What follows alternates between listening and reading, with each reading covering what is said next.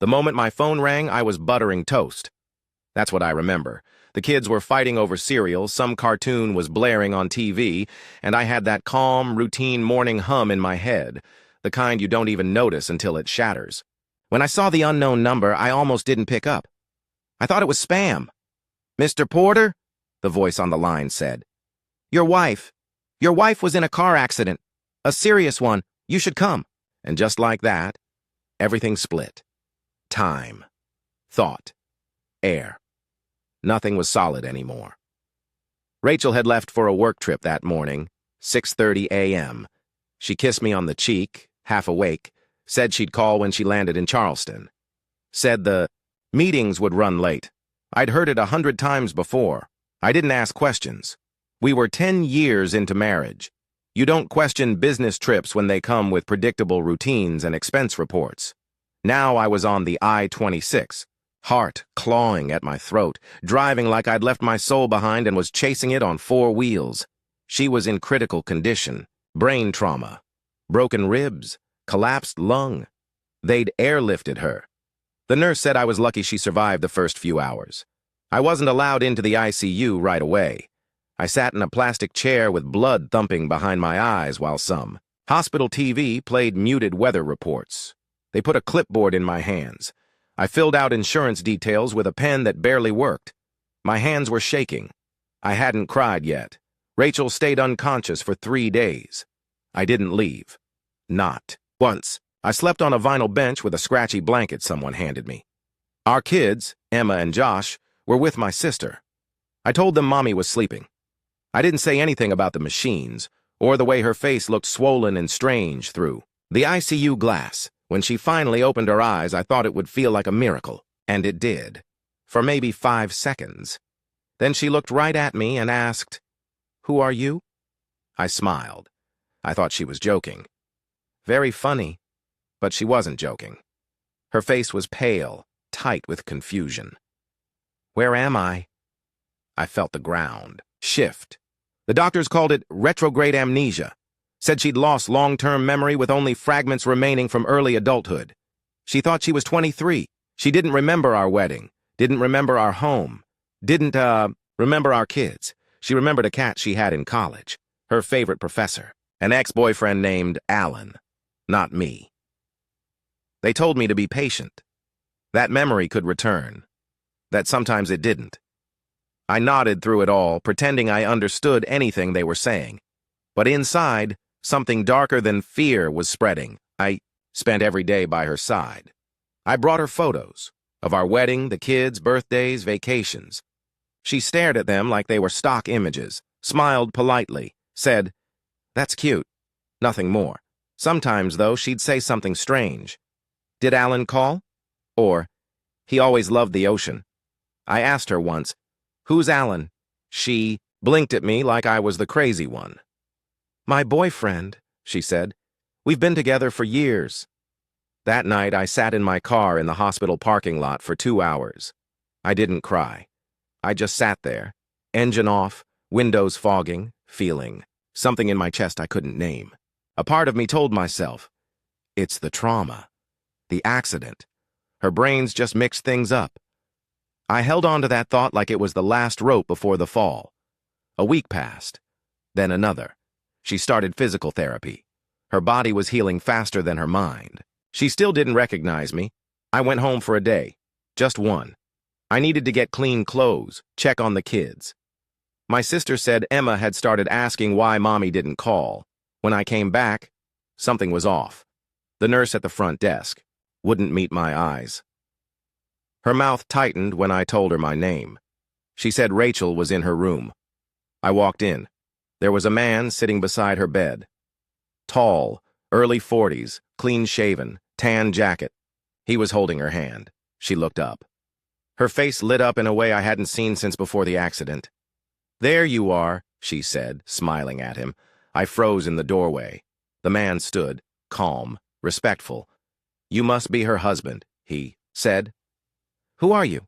He looked me straight in the eye. "My name's Alan. I'm the man she remembers. We were together. Before all this." Rachel looked between us, nervous, shrinking. I know this is hard, Alan said, hands up. But she remembers me. She doesn't remember you. I'm not here to fight. I came because she asked for me. I turned to Rachel. You called him? She nodded, quiet. I didn't know what else to do. I didn't know who to trust. But I remember him. I remember how I felt with him. And just like that, the bottom dropped out of me. I left the room. I didn't slam the door. I didn't scream. I just walked out. My legs moved, somehow. I found a vending machine and stared at a row of Snickers bars like they could explain something to me. That night I couldn't sleep, not because of anger, but because of a question I couldn't answer. What if the woman I love never remembers me? Worse, what if she doesn't want to? When I brought Rachel home, it didn't feel like bringing my wife home. It felt like driving a stranger through a life I barely recognized anymore. She sat in the passenger seat, looking out the window like a tourist. Her fingers drummed lightly on her jeans, a nervous habit I remembered. But the rhythm felt different now. Off. At one point she asked, "What's that diner? The one on the corner with the red sign?" I looked at her. That's where we had our first date. She didn't react, just nodded like she was cataloging data. Looks cute, I laughed, short and bitter. You hated it. Said the coffee was garbage, but stayed just to argue about Hitchcock movies with me. She smiled, polite. I don't remember that, but it sounds like something I'd do. The kids had made a little welcome sign. Welcome, Mommy, in uneven crayon across printer paper. Josh had drawn stick figures holding hands. Me, Rachel, Emma himself. 4 crooked smiles. I almost cried when I saw it. Rachel froze in the doorway. Emma ran up and hugged her. Mommy! Rachel flinched, not violently, just enough for me to see it, just enough for Emma to notice. Mommy? She asked again, pulling back. Rachel knelt slowly. Hi, sweetheart, she whispered, stroking her hair, awkward, careful, like she was touching glass. Josh stayed behind me, holding my hand too tight. That night, after the kids went to bed, we sat on opposite ends of the couch. The house was silent in that thick, haunted way, like everything inside was holding its breath. She looked around the living room. I decorated this? Mostly. You made me hang the curtains 3 times. Said the folds weren't soft enough. She smiled faintly, but it didn't reach her eyes. I tried. God, I tried. I showed her photos, played old videos on my phone. She watched them like home movies from someone else's life. She'd smile, sometimes laugh, but never say, I remember. She never looked at me like she used to.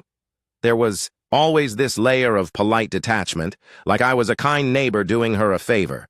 After a week, I found her sitting alone in the garage, in my car, driver's seat, seatbelt on, engine off. What are you doing? I asked, heart in my throat. She didn't look at me. Just wanted to sit somewhere that didn't feel like it was watching me. It hurt in a way I didn't know how to explain. Not like a knife, more like rust, slow, relentless. A few days. Later, I caught her on the back porch with her phone, whispering, laughing, the kind of laugh I hadn't heard from her since before the accident.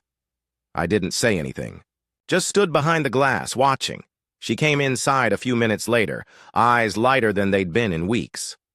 Was that Alan? I asked, pretending to check something on the counter. She nodded. Yeah. He calls you often. She hesitated. He makes me feel normal. He doesn't pressure me to remember anything. He just talks. I'm your husband, Rachel. I know, she said softly. You keep saying that. And that broke something in me. The next morning, I tried again. I sat her down. I told her everything. Our wedding, the birth of our kids, the fights, the makeups, the time she got the flu and insisted on baking cookies anyway, half delirious, covered in flour. I told her about the miscarriage, about how we almost split up and then didn't, about how real it all was. She listened, eyes wet, but distant. I believe you, she whispered. But it feels like a story someone else lived. I couldn't breathe. Do you love him? I asked. Her silence was louder than anything she could have said. I don't know what love means right now, she said, But when I hear his voice, I feel safe. I walked out of the room, punched the hallway wall. Didn't feel it until later. 2 weeks after that, she told me she wanted to see him again, in person. I said no. Of course I did. She said, "You don't own me. You're my wife. I don't remember marrying you." The scream caught in my throat like shattered glass. I didn't let it out. She met him anyway. They went for coffee. He drove her home. She smiled when she got out of his car. The kids were confused. Emma asked why Mommy's friend was hugging her. I couldn't answer. That night, I sat across from Rachel at the dinner table while she stirred pasta she didn't touch. Finally, she said it. I want the kids to be with me. I want them close. I need to try to be their mom, even if I don't remember how. I nodded. Okay, that's good. That's right. But I also need Alan. I looked up. I'm not choosing yet, she said, because I can't. My head is a mess, but he's part of whatever this is now. What about me? You're kind. You've been amazing. But I don't feel anything. I want to, but I don't. I stood up. The chair scraped hard against the tile. Then what the hell am I doing here? She looked up at me with tears on her face. I don't know. I slept in the guest room that night, and every night after that. The kids started asking why I didn't sleep in the big bed anymore. I told them Mommy was still sick and needed space. They believed me. For now, you can only live in limbo for so long before something inside you starts to rot. Weeks passed. Rachel floated through the house like a guest trying not to overstay. She cooked sometimes, picked up the kids from school, took walks alone. She smiled more than before, but rarely at me. Alan started showing up more, not unannounced, but without shame either. He came on Saturdays, brought coffee, talked to the kids like he had a right to. Emma even called him Uncle Al once. I laughed when I heard it, the kind of laugh that tastes like metal in your mouth. And still, I tried to stay calm, reasonable, controlled. I told myself she was sick, that I had to be the steady one, that things would shift if I just held on long enough. Then came the email. It wasn't even hidden, just sitting there in her inbox while she asked me to print a doctor's form from her laptop. I clicked the wrong folder. Or maybe I didn't. The subject line said, "I dreamt about you again. It was from 2 months before the accident. I opened it. I hate pretending. I come home and he talks about bills or soccer games or what the kids ate for lunch. And all I can think about is how much I want to leave. I wish we were brave. I wish we could just disappear. I don't know how much longer I can do this. I love you. I don't say it enough because I'm afraid, but I do. R." I stared at the screen so long my eyes burned. There were more. Dozens. Going back months. Maybe longer. Long drives that weren't for conferences. Weekends where she said her phone died. Late-night showers while she texted. Him from our bathroom. She didn't lose Rachel in that crash. I did. When I confronted her, she didn't lie. She sat down at the kitchen table, ran her fingers along the wood grain, and said, "I didn't plan to fall in love with him. It just happened. But you stayed with me. I didn't want to destroy everything. You mean until you could replace it first?" That one stung. She looked away. "I was gonna leave," she said, "after the holidays. I didn't know how to do it without hurting the kids. You already hurt them. You just didn't do it where you could see it." She didn't cry. Neither did I. She just looked tired, worn down in a way that made me wonder if I had missed this version of her for years. "Was the accident?" "An accident," she said quickly. "I wasn't running away, if that's what you're asking. I wasn't leaving that day. I was just going to meet him. We were going to talk." "About what?" "About finally telling you." Silence filled the room like water. I was drowning in it. That night, I took the kids and stayed at a motel. It was a cheap place off the highway, the kind of place with buzzing lights and paper-thin walls. Emma asked if it was a vacation. I said yes. Josh cried himself to sleep. I sat on the edge of the bed watching static on the TV. Alan texted me the next morning, can we talk? Man to man. I wanted to smash the phone, but I said yes. We met at a park, neutral ground. No one around. He brought coffee again, like we were friends. I didn't plan for this, he said. I didn't respond. I met her at a conference, too, years ago. One conversation turned into dinner, then dinner turned into everything else. I stared at him. I thought she was unhappy. I still think she was. I didn't mean to wreck your life. You didn't. He blinked. She did. We sat in silence. Then I asked, what do you want? He hesitated. I want her to be happy. That's it. I nodded. Then why are you here? Because I don't think she knows what that looks like. Not yet. That night, Rachel called. She asked if the kids were okay. I said yes. Then she said, I remember the curtains. What? In the living room. You said I made you rehang them 3 times. I remember it now. It hit me like a punch to the chest, but it's just a flash. I don't remember how I felt. I just remember yelling about them. I laughed. It came out broken. You did yell? She went quiet for a while. I don't know who I am, she said. I feel like 2 people, one who's supposed to be with you, and one who can't imagine not being with him. And neither of them gives a damn about what this has done to me? Silence. I'm sorry, she said. I didn't want this. No one ever does. They just do it anyway. I hung up. The next day, she showed up at the motel. She stood outside our door with a bag of cookies Josh liked. Her hands were shaking. I'm not here to take them, she said. I just wanted to see them. I let her in. The kids ran to her, like nothing was broken. They laughed, hugged her. Josh showed her his drawings. Emma braided her hair. I watched from the corner of the room, feeling like a ghost in my own life. Then, when they were asleep, Rachel turned to me. If I choose him, she said, will you keep them from me? I looked her straight in the eyes. If you walk out, again, it won't be a choice. It'll be a consequence.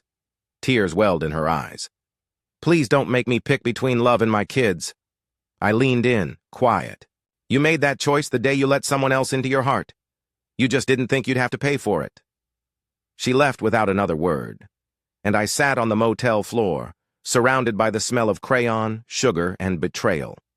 I wish I could tell you there was a moment where everything clicked into place, some kind of clean, cinematic ending, but real life doesn't hand out neat conclusions, just slow, painful unravelings. 3 weeks after she left the motel, Rachel moved into a small apartment across town. She said it was temporary. She wanted space to think. Said it like I hadn't already given her more space than I thought I could survive. Alan helped her move. I didn't see it happen. But I heard it. From Josh. Uncle Al carried Mommy's boxes, he said. I didn't flinch. I didn't respond. I just went into the bathroom and threw up. We set up a custody schedule. 2 nights a week and every other. Weekend. It felt like drafting a surrender. Rachel was careful with the kids, gentle, attentive. She tried. I'll give her that. She showed up for them, smiled at them, asked questions. But I saw it in her eyes. She was somewhere else. With someone else. She tried to act like things could still be amicable. Like we were 2 reasonable adults sorting out a misunderstanding. But this wasn't a misunderstanding. This was betrayal, dressed in memory loss and wrapped in silence. Then, one Sunday night, after she dropped the kids off, she asked to talk. Almost said no. She stood on the porch like she didn't know whether she should knock or run. I stepped outside and closed the door behind me. She looked thinner, pale, tired. I remember more, she said. I didn't move. I remember the beach. Trip. Josh was 2. You built that awful sandcastle. I nodded. It fell over before I finished it. You were sunburned for a week. We both smiled. But mine disappeared faster. I remember the miscarriage, she added, her voice thinner, now. The way you held me. The sound I made when they told us. I stared at her, jaw tight. I didn't remember those things before. Now I do. And it's like I'm living two lives. You are, I said. But only one of them is real. She swallowed hard. I'm not asking you to forgive me. Good, because I can't. She nodded slowly. But I want you to understand. I didn't cheat because I stopped loving you. I cheated because I stopped recognizing myself. I was just gone inside. And instead of talking to me, you handed what was left of you to someone else. Silence. You say you didn't stop loving me, I added. But the day you remembered him and not me, you didn't hesitate. That says more than anything else. Her eyes filled, but she didn't let the tears fall. I hate what I've done. I hate what I've become. You became this long before the crash, Rachel. The truth of that landed between us like a knife. She didn't deny it. I can't fix this, she whispered. No, I said. You can't. She turned to go, but then she stopped and looked back. I'm going to ask Alan to move in, she said. He wants to help with the kids, be a stable presence. That was the moment something broke. Not violently, not loudly, just broke. Like a final strand finally giving way. You do that, I said. Just don't expect them to call him Dad. Her eyes snapped to mine. I wouldn't. Good. She walked away, and I let her. That night, I packed away the wedding album, took down the photos of us, left the ones of the kids.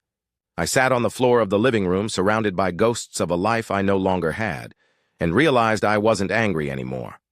I was empty, and that was worse.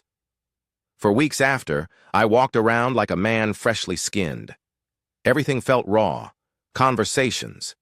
Grocery store aisles. Emma asking if Mommy loved Alan more than me. Josh wanting to know why we didn't all live in the same house anymore. There were no answers that didn't come soaked in blood. One night, I found Rachel waiting outside the school during pickup. She didn't see me right away. She was talking to Alan. Laughing, relaxed, like they were some couple from a coffee commercial, and for a second, I saw it. Peace. Maybe it was fake. Maybe it was borrowed. But it was hers. And that's when it hit me. I was never going to get her back. Not the version I married. Not the version that remembered curtains or sandcastles or the miscarriage. She was gone. Not because of the accident. Because she wanted to be gone. And the only thing more painful than losing her was holding on. So I let go. I stopped answering her late-night texts, stopped asking her to remember, stopped imagining a world where she came back.